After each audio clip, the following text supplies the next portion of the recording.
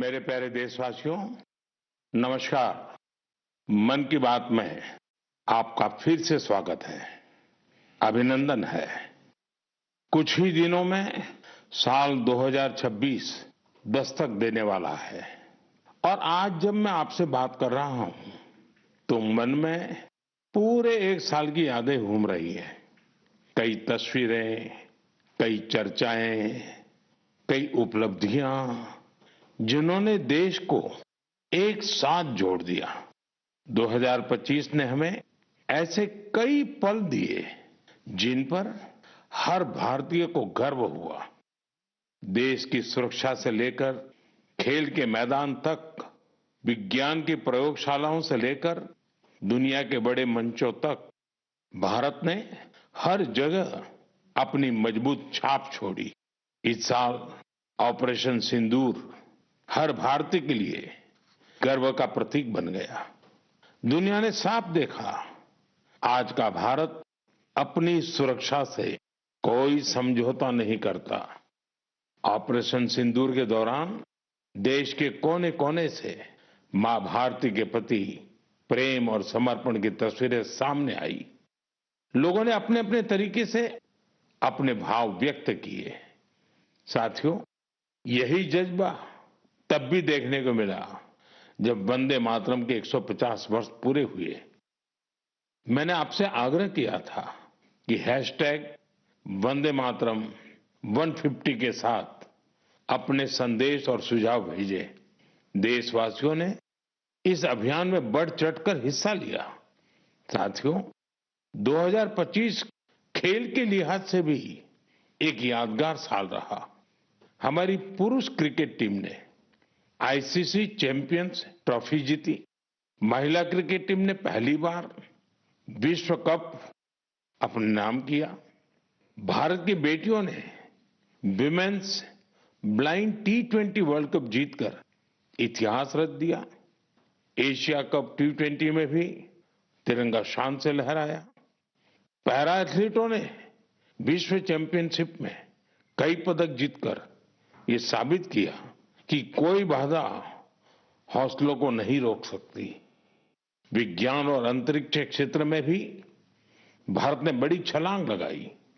शुभांशु शुक्ला पहले भारतीय बने जो इंटरनेशनल स्पेस स्टेशन तक पहुंचे। पर्यावरण संरक्षण और वन्य जीवों की सुरक्षा से जुड़े कई प्रयास भी 2025 की पहचान बने। भारत में चीतों की संख्या भी अब 30 से ज्यादा हो गई है। 2025 में आस्था, संस्कृति और भारत की अद्वितीय विरासत सब एक साथ दिखाई दी। साल के शुरुआत में प्रयागराज महाकुंभ के आयोजन ने पूरी दुनिया को चकित किया। साल के अंत में अयोध्या में राम मंदिर पर ध्वजारोहण के कार्यक्रम ने हर भारतीय को गर्व से भर दिया। स्वदेशी को लेकर भी लोगों का उत्साह खूब दिखाई दिया। लोग वही सामान खरीद रहे हैं जिसमें किसी भारतीय का पसीना लगा हो और जिसमें भारत की मिट्टी की सुगंध हो।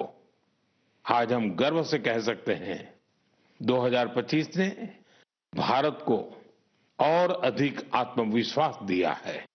ये बात भी सही है, इस वर्ष प्राकृतिक आपदाएं हमें झेलनी पड़ी, अनेक क्षेत्रों में झेलनी पड़ी।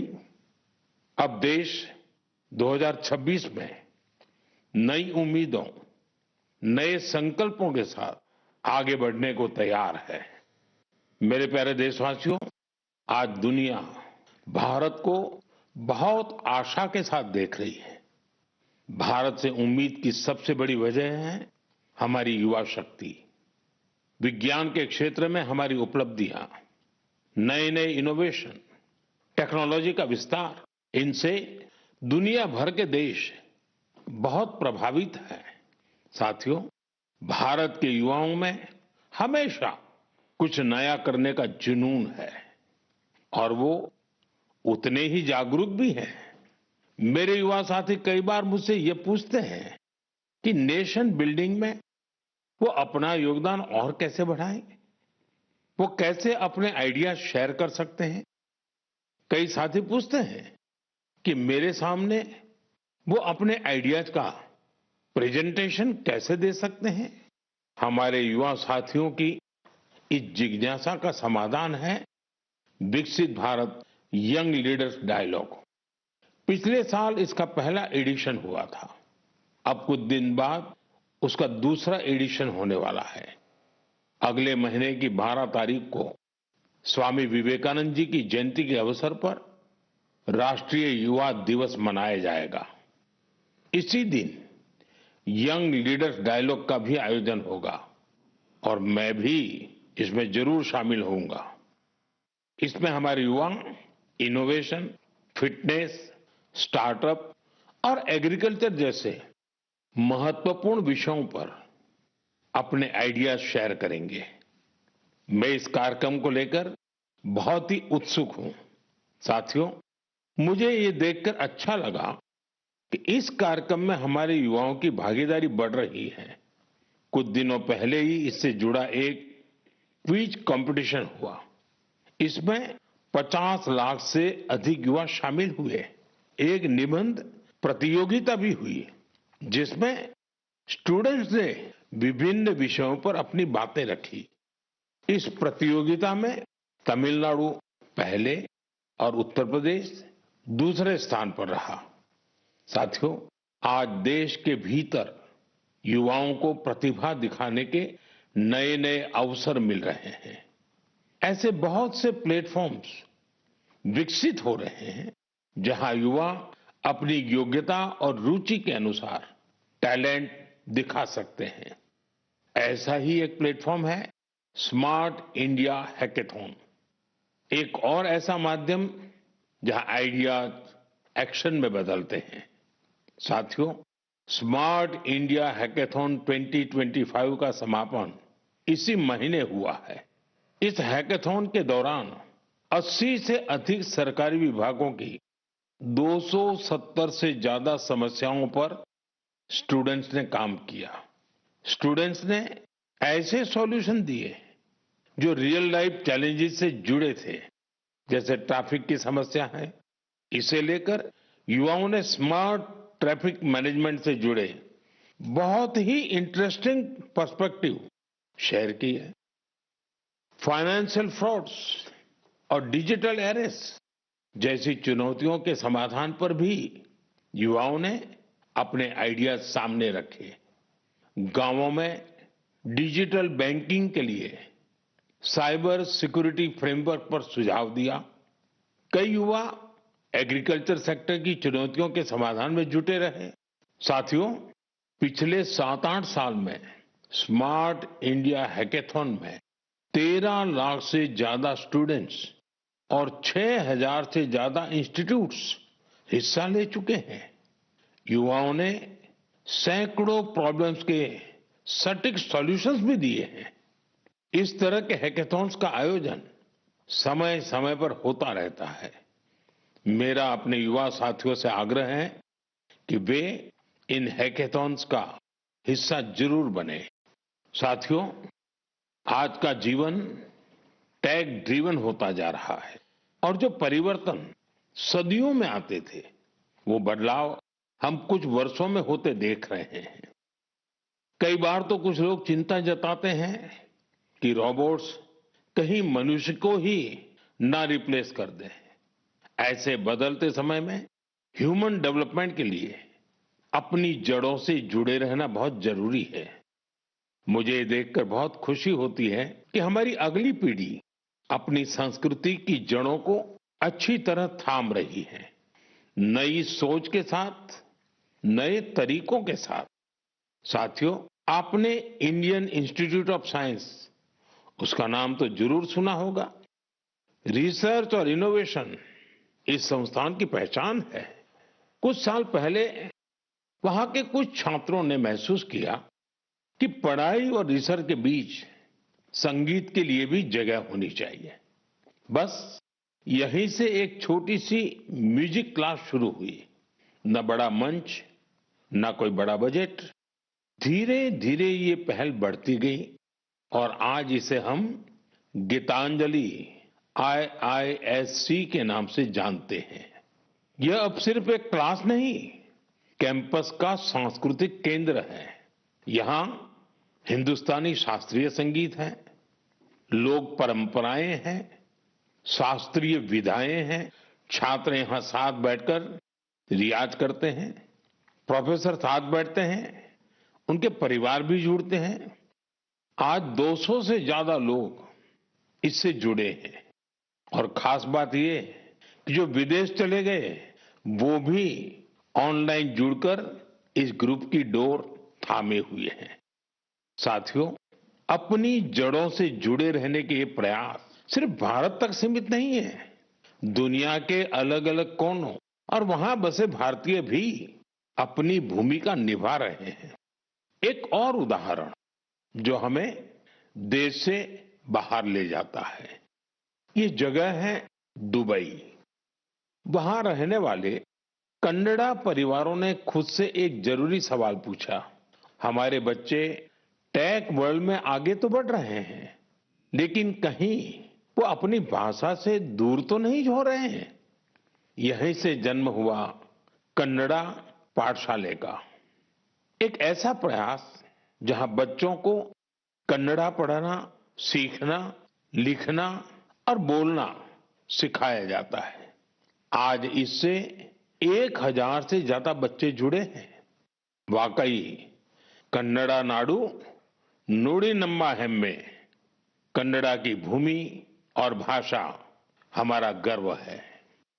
साथियों, एक पुरानी कहावत है, जहां चाह वहां राह। इस कहावत को फिर से सच कर दिखाया है मणिपुर के एक युवा मोइरांगथेम सेठ जी ने। उनकी उम्र 40 साल से भी कम है। श्रीमान मोइरांगथेम जी मणिपुर के जिस दूर सुदूर क्षेत्र में रहते थे, वहां बिजली की बड़ी समस्या थी। इस चुनौती से निपटने के लिए उन्होंने लोकल सॉल्यूशन पर जोर दिया और उन्हें ये सॉल्यूशन मिला सोलर पावर में। हमारे मणिपुर में वैसे भी सोलर एनर्जी पैदा करना आसान है, तो मोइरांगथेम जी ने सोलर पैनल लगाने का अभियान चलाया और इस अभियान की वजह से आज उनके क्षेत्र के सैकड़ों घरों में सोलर पावर पहुंच गई है। खास बात यह है कि उन्होंने सोलर पावर का उपयोग हेल्थ केयर और आजीविका को बेहतर बनाने के लिए किया है। आज उनके प्रयासों से मणिपुर में कई हेल्थ सेंटर्स को भी सोलर पावर मिल रही है। उनके इस काम से मणिपुर की नारी शक्ति को भी बहुत लाभ मिला है। स्थानीय मछुआरों और कलाकारों को भी इससे मदद मिली है। साथियों, आज सरकार पीएम सूर्यघर मुफ्त बिजली योजना के तहत हर लाभार्थी परिवार को सोलर पैनल लगाने के लिए करीब करीब 75 से 80 हजार रुपए दे रही है। मोइरांगथेम जी के ये प्रयास यूं तो व्यक्तिगत प्रयास है, लेकिन सोलर पावर से जुड़े हर अभियान को नई गति दे रहे हैं। मैं मन की बात के माध्यम से उन्हें अपनी शुभकामनाएं देता हूं। मेरे प्यारे देशवासियों, आइए अब जरा हम जम्मू कश्मीर की तरफ चलते हैं। जम्मू कश्मीर की सांस्कृतिक और ऐतिहासिक विरासत, उसकी एक ऐसी गाथा साझा करना चाहता हूं जो आपको गर्व से भर देगी। जम्मू कश्मीर के बारामूला में जेहनपोरा नाम की एक जगह है। वहां लोग बरसों से कुछ ऊंचे ऊंचे टीले देखते आ रहे थे। साधारण से टीले, किसी को नहीं पता था कि क्या है। फिर एक दिन आर्कियोलॉजिस्ट की नजर इन पर पड़ी। जब उन्होंने इस इलाके को ध्यान से देखना शुरू किया तो ये टीले कुछ अलग लगे। इसके बाद इन टीलों का वैज्ञानिक अध्ययन शुरू किया गया। ड्रोन के जरिए ऊपर से तस्वीरें ली गई, जमीन की मैपिंग की गई और फिर कुछ हैरान करने वाली बातें सामने आने लगी। पता चला ये टीले प्राकृतिक नहीं है, ये इंसान द्वारा बनाई गई किसी बड़ी इमारत के अवशेष है। इसी दौरान एक और दिलचस्प कड़ी जुड़ी। कश्मीर से हजारों किलोमीटर दूर फ्रांस के एक म्यूजियम के आर्काइव में एक पुराना धुंधला सा चित्र मिला। बारामूला के उस चित्र में 3 बौद्ध स्तूप नजर आ रहे थे। यहीं से समय ने करवट ली और कश्मीर का एक गौरवशाली अतीत हमारे सामने आया। ये करीब 2000 साल पुराना इतिहास है। कश्मीर के जहनपोरा का ये बौद्ध परिसर हमें याद दिलाता है कश्मीर का अतीत क्या था, उसकी पहचान कितनी समृद्ध थी। मेरे प्यारे देशवासियों, अब मैं आपसे भारत से हजारों किलोमीटर दूर एक ऐसे प्रयास की बात करना चाहता हूं जो दिल को छू लेने वाला है। फिजी में भारतीय भाषा और संस्कृति के प्रसार के लिए एक सराहनीय पहल हो रही है। वहां की नई पीढ़ी को तमिल भाषा से जोड़ने के लिए कई स्तरों पर लगातार प्रयास किए जा रहे हैं। पिछले महीने फिजी के राकी राकी इलाके में वहां के एक स्कूल में पहली बार तमिल दिवस मनाया गया। उस दिन बच्चों को एक ऐसा मंच मिला जहां उन्होंने अपनी भाषा पर खुले दिल से गौरव व्यक्त किया। बच्चों ने तमिल में कविताएं सुनाई, भाषण दिए और अपनी संस्कृति को पूरे आत्मविश्वास के साथ मंच पर उतारा। साथियों, देश के भीतर भी तमिल भाषा के प्रचार के लिए लगातार काम हो रहा है। कुछ दिन पहले ही मेरे संसदीय क्षेत्र काशी में चौथा काशी तमिल संगमम हुआ। अब मैं आपको एक ऑडियो क्लिप सुनाने जा रहा हूं। आप सुनिए और अंदाजा लगाइए तमिल बोलने की कोशिश कर रहे ये बच्चे कहाँ के हैं। வணக்கம். பாரத் அரசங்கத்தல் ஓரே பாரதம் உன்னத பாரதம் நடத்தப்பட்ட காசி தமிழ் சங்கமம் போற பாயிண்ட் தமிழ் கற்போம் நான் ரொம்ப கார்க்க உதாரணத்துக்கு ஏன் தமிழில் इंट्रोडक्शन कासियोड़ भूमिल नानु पायल पटेल और सुफिन्स इंटर कॉलेज की मानवी अनेवरकुम ये वणक्कम। साथियों, आपको जानकर हैरानी होगी तमिल भाषा में इतनी सहजता से अपनी बात रखने वाले ये बच्चे काशी के हैं, वाराणसी के हैं। इनकी मातृभाषा हिंदी है, लेकिन तमिल भाषा के प्रति लगाव ने इन्हें तमिल सीखने के लिए प्रेरित किया है। इस साल वाराणसी में काशी तमिल संगमम के दौरान तमिल सीखने पर खास जोर दिया गया था। लर्न तमिल, तमिल कराकलम, इस थीम के तहत वाराणसी के 50 से ज्यादा स्कूलों में विशेष अभियान भी चलाए गए। इसी का नतीजा हमें इस ऑडियो क्लिप में सुनाई देता है। एन्न पेर वैष्णव नान निवेदिता शिक्षा सदन बालिका इंटर कॉलेज वाराणसी படிக்கிறேன். நான் காஷி தமிழ் கற்கலாம் 4.0 ला तमिल भाषा टिक्कावुम इल्लुवम करेन.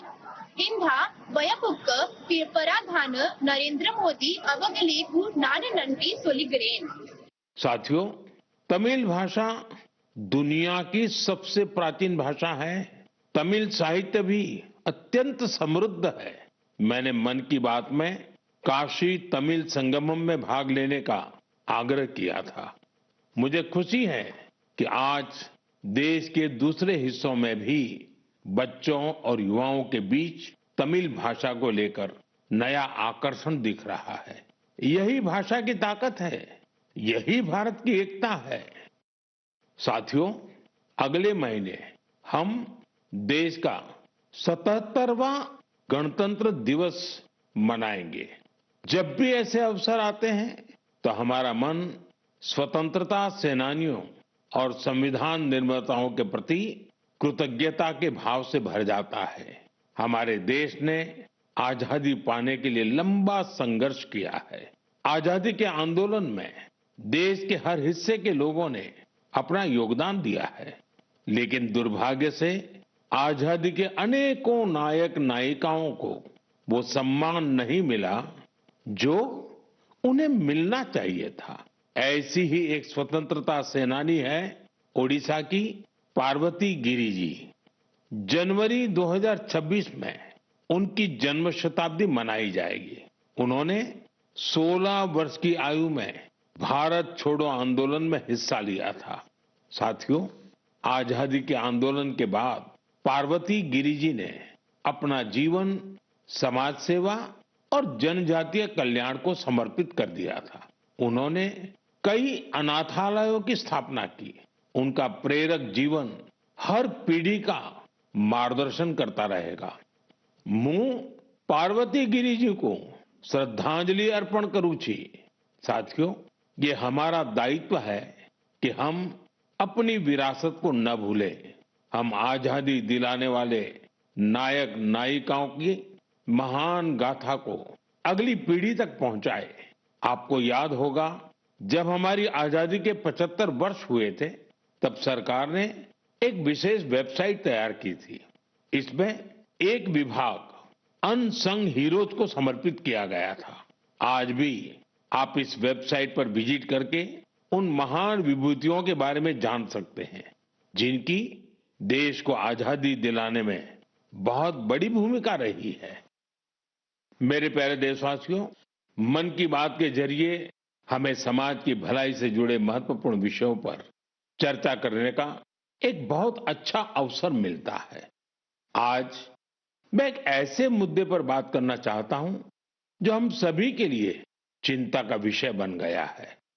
आईसीएमआर यानी Indian council of medical research ने हाल ही में एक रिपोर्ट जारी की है।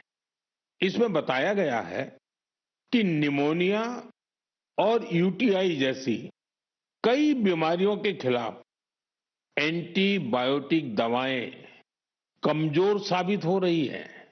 हम सभी के लिए यह बहुत ही चिंताजनक है। रिपोर्ट के मुताबिक इसका एक बड़ा कारण लोगों द्वारा बिना सोचे समझे एंटीबायोटिक दवाओं का सेवन है। एंटीबायोटिक ऐसी दवाएं नहीं हैं जिन्हें यूं ही ले लिया जाए। इनका इस्तेमाल डॉक्टर की सलाह से ही करना चाहिए। आजकल लोग यह मानने लगे हैं कि बस एक गोली ले लो, हर तकलीफ दूर हो जाएगी। यही वजह है कि बीमारियां और संक्रमण इन एंटीबायोटिक दवाओं पर भारी पड़ रहे हैं। मैं आप सभी से आग्रह करता हूं कि कृपया अपनी मनमर्जी से दवाओं का इस्तेमाल करने से बचें। एंटीबायोटिक दवाओं के मामले में तो इस बात का ध्यान रखना बहुत जरूरी है। मैं तो यही कहूंगा, मेडिसिन्स के लिए गाइडेंस और एंटीबायोटिक्स के लिए डॉक्टर्स की जरूरत है। ये आदत आपकी सेहत को बेहतर बनाने में बहुत मददगार साबित होने वाली है। मेरे प्यारे देशवासियों, हमारी पारंपरिक कलाएं समाज को सशक्त करने के साथ ही लोगों की आर्थिक प्रगति का भी बड़ा माध्यम बन रही है। आंध्र प्रदेश के नारसापुरम जिले की लेस क्राफ्ट की चर्चा अब पूरे देश में बढ़ रही है। ये लेस क्राफ्ट कई पीढ़ियों से महिलाओं के हाथों में रही है। बहुत धैर्य और बारीकी के साथ देश की नारी शक्ति ने इसका संरक्षण किया है। आज इस परंपरा को एक नए रंग रूप के साथ आगे ले जाया जा रहा है। आंध्र प्रदेश सरकार और नाबार्ड मिलकर कारीगरों को नए डिजाइन सिखा रहे हैं, बेहतर स्किल ट्रेनिंग दे रहे हैं और नए बाजार से जोड़ रहे हैं। नारसापुरम लेस को जीआई टैग भी मिला है। आज इससे 500 से ज्यादा प्रोडक्ट्स बन रहे हैं और 250 से ज्यादा गांवों में करीब करीब 1 लाख महिलाओं को इससे काम मिल रहा है। साथियों, मन की बात ऐसे लोगों को सामने लाने का भी मंच है जो अपने परिश्रम से न सिर्फ पारंपरिक कलाओं को आगे बढ़ा रहे हैं, बल्कि इससे स्थानीय लोगों को सशक्त भी कर रहे हैं। मणिपुर के चुराचांदपुर में मार्गरेट राम थारसी एमजी, उनके प्रयास ऐसे ही हैं। उन्होंने मणिपुर के पारंपरिक उत्पादों को, वहां के हैंडीक्राफ्ट को, बांस और लकड़ी से बनी चीजों को एक बड़े विजन के साथ देखा और इसी विजन के कारण वो एक हैंडीक्राफ्ट आर्टिस्ट से लोगों के जीवन को बदलने का माध्यम बन गई। आज मार्गरेट जी की यूनिट, उसमें 50 से ज्यादा आर्टिस्ट काम कर रहे हैं और उन्होंने अपनी मेहनत से दिल्ली समेत देश के कई राज्यों में अपने प्रोडक्ट्स का एक मार्केट भी डेवलप किया है। साथियों, मणिपुर से ही एक और उदाहरण सेनापति जिले की रहने वाली चोखोने क्रिचेना जी का है। उनका पूरा परिवार परंपरागत खेती से जुड़ा रहा है। क्रिचेना ने इस पारंपरिक अनुभव को एक और विस्तार दिया। उन्होंने फूलों की खेती को अपना पैशन बनाया। आज वो इस काम से अलग अलग मार्केट्स को जोड़ रही है और अपने इलाके की लोकल कम्युनिटीज को भी एम्पावर कर रही है। साथियों, ये उदाहरण इस बात का पर्याय है कि अगर पारंपरिक ज्ञान को आधुनिक विजन के साथ आगे बढ़ाएं तो ये आर्थिक प्रगति का बड़ा माध्यम बन जाता है। आपके आसपास भी ऐसी सक्सेस स्टोरीज हो तो मुझे जरूर शेयर करिए। साथियों, हमारे देश की सबसे खूबसूरत बात यह है कि साल भर हर समय देश के किसी न किसी हिस्से में उत्सव का माहौल रहता है। अलग अलग पर्व त्योहार तो है ही, साथ ही विभिन्न राज्यों के स्थानीय उत्सव भी आयोजित होते रहते हैं। यानी अगर आप घूमने का मन बनाएं तो हर समय देश का कोई न कोई कोना अपने यूनिक उत्सव के साथ तैयार मिलेगा। ऐसा ही एक उत्सव इन दिनों कच्छ के रण में चल रहा है। इस साल कच्छ रणोत्सव का ये आयोजन 23 नवंबर से शुरू हुआ है, जो 20 फरवरी तक चलेगा। यहां कच्छ की लोक संस्कृति, लोक संगीत, नृत्य और हस्तशिल्प की विविधता दिखाई देती है। कच्छ के सफेद रण की भव्यता देखना अपने आप में एक सुखद अनुभव है। रात के समय जब सफेद रण के ऊपर चांदनी फैलती है, वहां का दृश्य अपने आप में मंत्र मुग्ध कर देने वाला होता है। रण उत्सव का टेंट सिटी बहुत लोकप्रिय है। मुझे जानकारी मिली है कि पिछले एक महीने में अब तक 2 लाख से ज्यादा लोग रणोत्सव का हिस्सा बन चुके हैं और देश के कोने कोने से आए हैं, विदेश से भी लोग आए हैं। आपको जब भी अवसर मिले तो ऐसे उत्सवों में जरूर शामिल हो और भारत की विविधता का आनंद उठाएं। साथियों, 2025 में मन की बात का ये आखिरी एपिसोड है। अब हम साल 2026 में ऐसे ही उमंग और उत्साह के साथ, अपनेपन के साथ अपने मन की बातों को करने के लिए मन की बात के कार्यक्रम में जरूर जुड़ेंगे। नई ऊर्जा, नए विषय और प्रेरणा से भर देने वाली देशवासियों की अनगिनत गाथाओं मन की बात में हम सबको जोड़ती हैं। हर महीने मुझे ऐसे अनेक संदेश मिलते हैं जिसमें विकसित भारत को लेकर लोग अपना विजन साझा करते हैं। लोगों से मिलने वाले सुझाव और इस दिशा में उनके प्रयासों को देखकर ये विश्वास और मजबूत होता है। और जब ये सब बातें मेरे तक पहुंचती हैं तो विकसित भारत का संकल्प जरूर सिद्ध होगा, ये विश्वास दिनों दिन मजबूत होता जाता है। साल 2026 इस संकल्प सिद्धि की यात्रा में एक अहम पड़ाव साबित हो। आपका और आपके परिवार का जीवन खुशहाल हो, इसी कामना के साथ इस एपिसोड में विदाई लेने से पहले मैं जरूर कहूंगा, फिट इंडिया मूवमेंट, आपको भी फिट रहना है। ठंडी का ये मौसम व्यायाम के लिए बहुत उपयुक्त होता है। व्यायाम जरूर करें। आप सभी को 2026 की बहुत बहुत शुभकामनाएं। धन्यवाद। वंदे मातरम।